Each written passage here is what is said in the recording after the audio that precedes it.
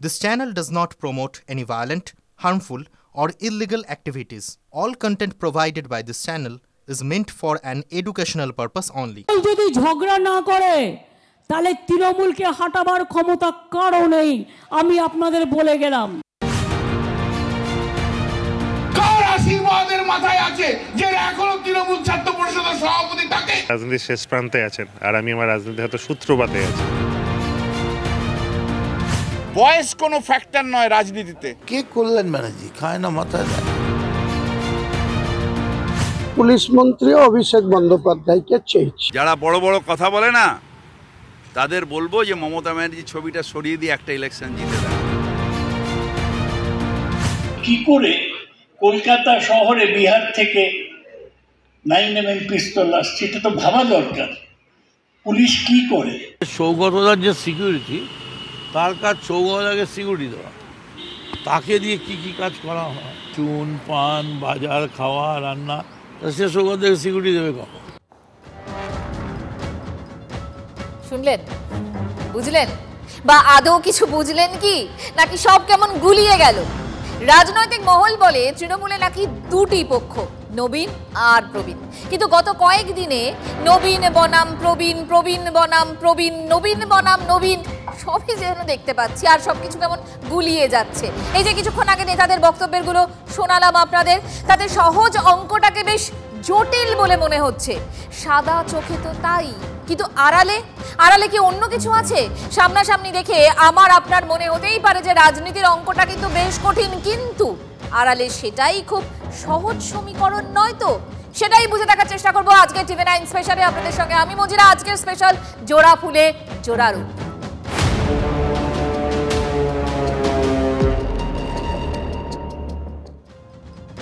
দেখুন, ছোটবেলায় আমরা সবাই কম বেশি অঙ্ক করেছি। মাস্টারমশাই বলতেন যে বীজগণিতের ফর্মুলাই কিন্তু শেষ কথা। প্রশ্নে যতই প্যাচ থাকুক, অঙ্ক সঠিক ফর্মুলায় ফেলতে পারলেই কেল্লা ফতে। অনেকে বলেন রাজনীতিটাও তো ঠিক ওই অঙ্কের মতো, ফর্মুলা। সঠিক সময়ে সঠিক ফর্মুলা প্রয়োগ করতে পারলেই ব্যাস বাজিমাত।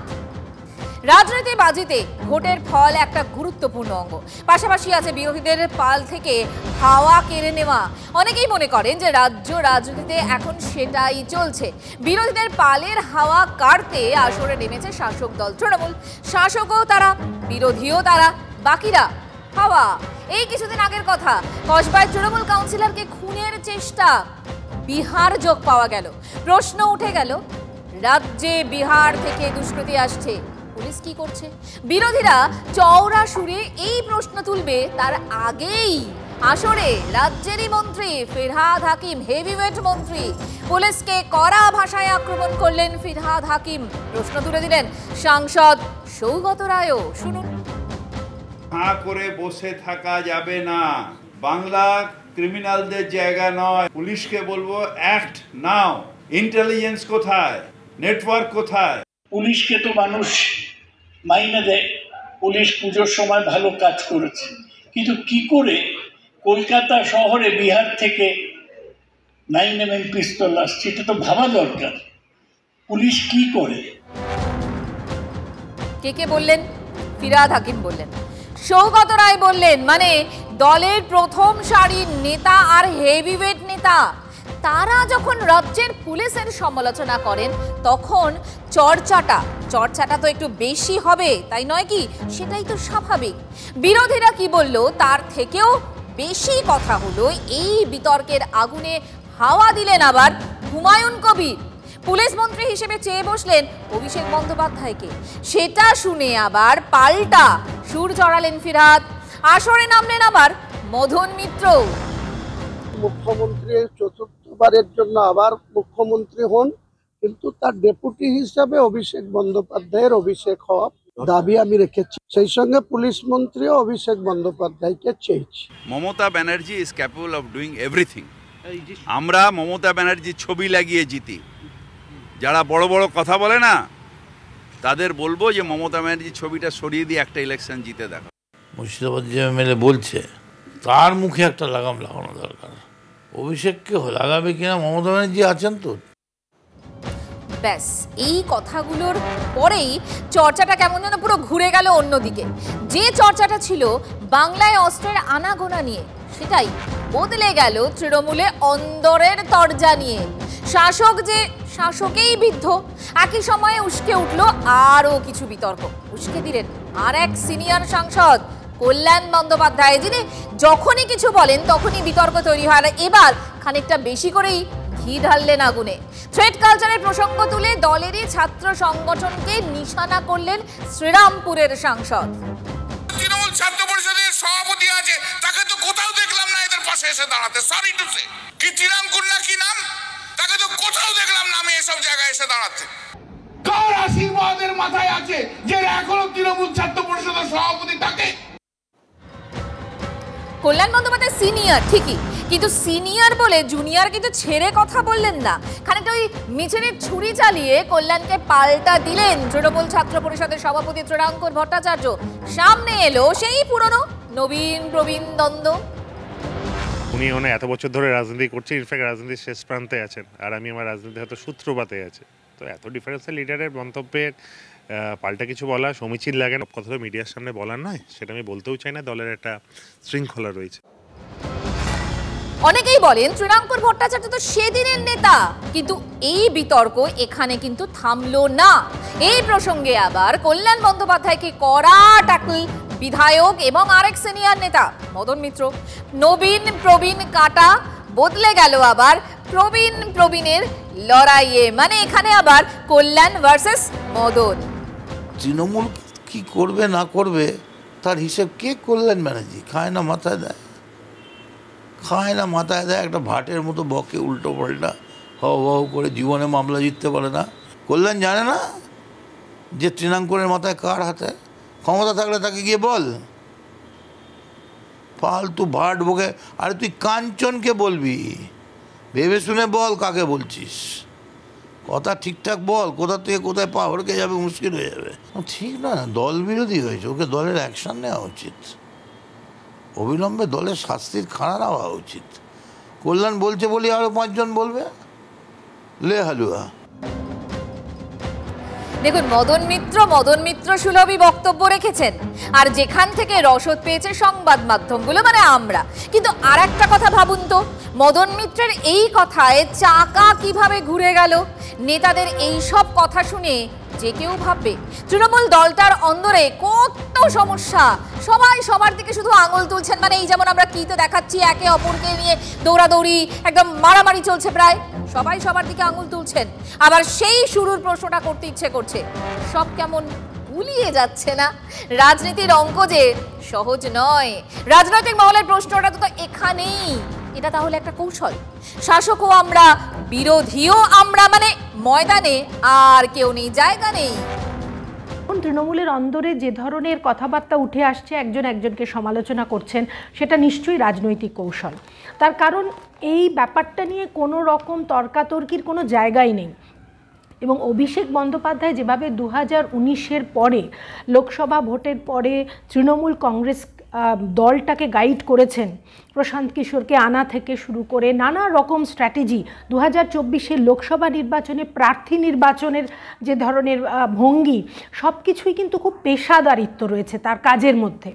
কাজেই এবং সেটা মমতা বন্দ্যোপাধ্যায় মান্যতা দিয়েছেন প্রত্যেকটা ক্ষেত্রে। রাজনৈতিক কৌশল তো হতেই পারে, রাজনৈতিক ব্যক্তিরা তো সবসময় রাজনৈতিক কৌশল করেই থাকেন। মানে রাজনৈতিক বিশ্লেষকরা বলছেন যে এই যে একটা কৌশল, তার মধ্যে একটা পেশাদারিত্ব রয়েছে। মানে যুদ্ধ দেখে মনে হচ্ছে নাকি যুদ্ধের ভাব দেখানো আর কি। রাজনৈতিক মহলের প্রশ্নে তৃণমূলের বর্ষিয়ান সাংসদ সৌগত রায় তিনি আবার বলছেন, সুশান্ত ঘোষের ওপর গুলি চালানোর ঘটনায় নাকি সবাই শকড। তারই তাৎক্ষণিক প্রতিক্রিয়া এই কথার লড়াই। একটা জিনিস মজার বিষয় হয়েছে, কদিন আগে পর্যন্ত আমরা বিজেপি, তৃণমূল, বিজেপির অভিযোগ এগুলো নিয়ে আলোচনা করছিলাম। এখন শাসক দলের এই কোন্দল বা এই পরস্পরের আক্রমণটা নিয়েই কিন্তু শিরোনাম হচ্ছে। এটা কি কোথাও একটা স্ট্র্যাটেজি নাকি? না, কোনো স্ট্র্যাটেজি নয়। ওই সুশান্ত ঘোষের ওপর গুলি চলার পর সবাই খুব শকড ছিল, তাতে সবাই তাৎক্ষণিক রিয়াকশন দিয়েছে, তার থেকেই কিছু স্পিল আউট হয়েছে। এটা কোনো ফেস নয়। বিজেপির বিরুদ্ধে যেরকম বলা চলছিল চলবে, আর বিজেপি তো কিছু করে না, ওদের বিরুদ্ধে তাই খুব কিছু বলারও থাকে না। সবাই শক ছিলেন, তাই অনেকেই অনেক রকম কথা বলেছেন। আবার সৌগতবাবু এটাও বলছেন যে বিজেপি কিছু করেই না, তো বলার কি আছে? এটাই তো প্রশ্ন। বিজেপি বা বিরোধীরা আর কিছু করবে কি করে? সবটাই তো তৃণমূলময়, মানে তৃণমূলই করছে।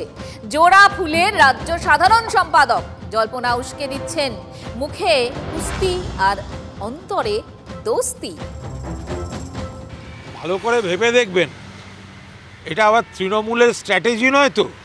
আপনারা সারাদিন অন্য লোককে দিয়ে বিকৃত তথ্য, বিকৃত কুৎসা করিয়ে আপনারা তৃণমূলের বিরুদ্ধে সারাদিন খবর দেখাবেন, মিথ্যা বিকৃত সব ইস্যু তৈরি করতে যাবেন।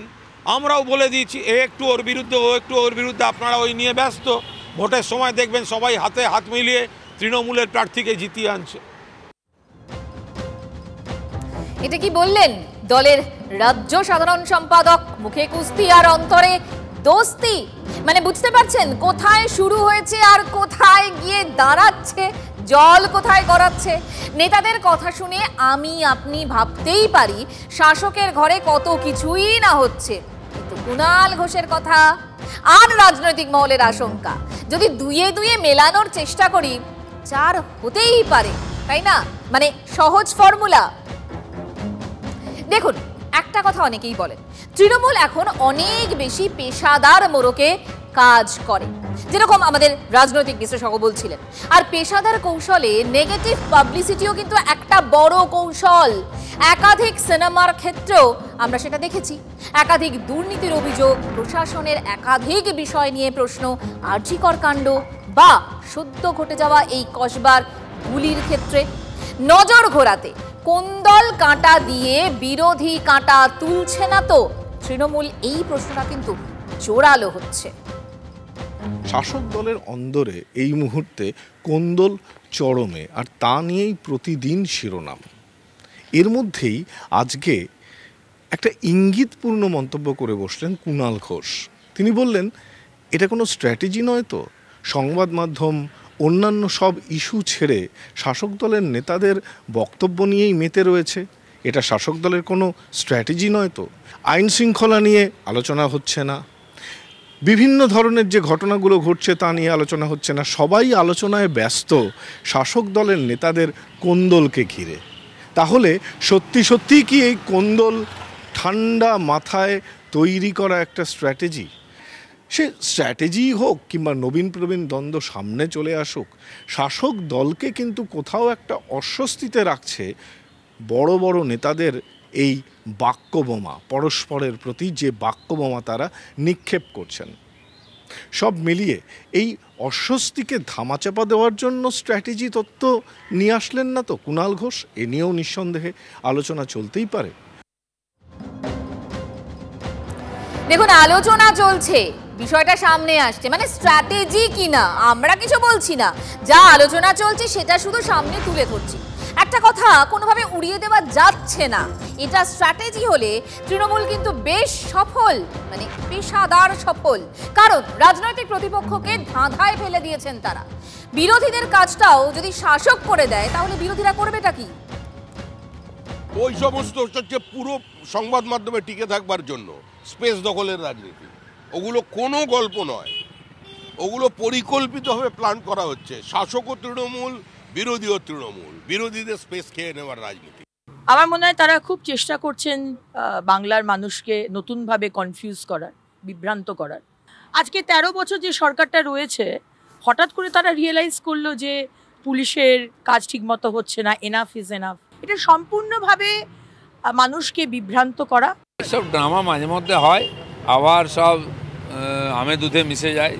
চোরে চোরে মাসুতো ভাই মাঝে মধ্যে কেউ কেউ নাটক করে নিজের উপস্থিতি দেখান যে আমরা আছি এখনও পার্টিতে, পার্টিটা আছে। তো এর বেশি কিছু না, সবই ঠিক আছে। বঙ্গ বিজেপির নেতারা কিন্তু একমত, এটা হচ্ছে কৌশল। সিপিএম শিবির তারাও মেনে নিচ্ছেন যে হাওয়া ঘোরাতে বিতর্কের জুড়ি নেই। শুনুন তাদের বক্তব্য। এদের নিজেদের কথা শুনলেই বোঝা যায় হোয়াট ইজ তৃণমূল। এই আলাপ আলোচনা করে মানুষের নিজস্ব ইস্যু থেকে রাজ্যটাকে সরিয়ে দেবার চেষ্টা করা হচ্ছে। মানুষের ইস্যু, জিনিসের দাম, কোনো তৃণমূল নেতার মুখে একটা শব্দ শুনেছেন? যুবকের কাজ, খাদ্য, মানুষের জীবন জীবিকা, জিনিসের দাম, এই মানুষের মূল ইস্যু থেকে মানুষকে সরিয়ে দেবার জন্য এরকম নানা কলা কৌশল তৃণমূল করে। আচ্ছা, এই কথার পর একটা কথা বলতেই হচ্ছে, তৃণমূল নেতাদের একে অপরকে আক্রমণ বা কুণাল ঘোষের কৌশল তত্ত্ব সামনে আনা, রাজ্যের বিরোধীরাও কি সত্যিই কনফিউজড? লোকসভা ভোটে দেখা গিয়েছিল শহরাঞ্চলে তৃণমূল কংগ্রেসের ফলাফল খারাপ হয়েছিল। পরবর্তীতে আরজিকর কাণ্ড, তা নিয়ে আন্দোলন, সেটা নাগরিকদের মধ্যে যথেষ্ট প্রভাব ফেলেছিল। দুয়ারে কড়া নাড়ছে 2026 সালের বিধানসভা নির্বাচন। তার কারণ ইতিমধ্যেই তার জন্য প্রস্তুতি শুরু করে দিয়েছে সবকটি রাজনৈতিক দল। আর এই শহরাঞ্চলের ভোট নিয়ে উদ্বেগেও রয়েছে তৃণমূল কংগ্রেস। আর এহেন আবহের মধ্যেই দেখা যাচ্ছে তৃণমূলের বিভিন্ন বিষয় নিয়ে, তৃণমূলের বিভিন্ন নেতাদের কর্মকাণ্ড নিয়ে তৃণমূলের নেতারাই সমালোচনা করছেন। তাহলে বিরোধীরা কোথায়? এই প্রশ্ন খুব স্বাভাবিকভাবেই ঘোরাফেরা করছে। রাজনীতিতে অবশ্য শূন্যস্থান থাকতে পারে না, কিন্তু সেই বিরোধী পরিসর, এ রাজ্যে তৃণমূল বিরোধী পরিসর কিভাবে দখল করা উচিত, কিভাবে কাজকর্ম করলে আদতে বিরোধী হিসাবে তারা এগোতে পারবে, তা নিয়ে হয়তো ভাবনা চিন্তা করার সময় এসেছে এ রাজ্যের সিপিএম বিজেপির নেতাদের। অর্থাৎ রাজনীতি যতটা মাঠে ঘাটে হয় ততটাই দাবার বোর্ডে হয়। এক কদম এগোতে এক কদম পিছিয়েও যেতে হয়। শাসক দলের অঙ্কটা এক্ষেত্রে কিন্তু বেশ পরিষ্কার। ঠিক ততটাই ধোঁয়াশা বিরোধীদের ভূমিকা নিয়ে। দাবার বোর্ডে তারা কোন চাল দেবে, ইস্যু তো অনেকই আছে। বিরোধীরা সেটা আদৌ ধরতে পারছে তো? 26-এর বিধানসভা করা নাড়া শুরু হয়ে গেছে, আর তারপর বিরোধীদের কি পদক্ষেপ থাকে, শাসক দলই বা কিভাবে এগোয় তাদের কৌশল। নজর থাকবে আমাদের। আজকের স্পেশাল 9 এখানেই শেষ করছি। সঙ্গে থাকবেন, দেখা হবে আগামীকাল।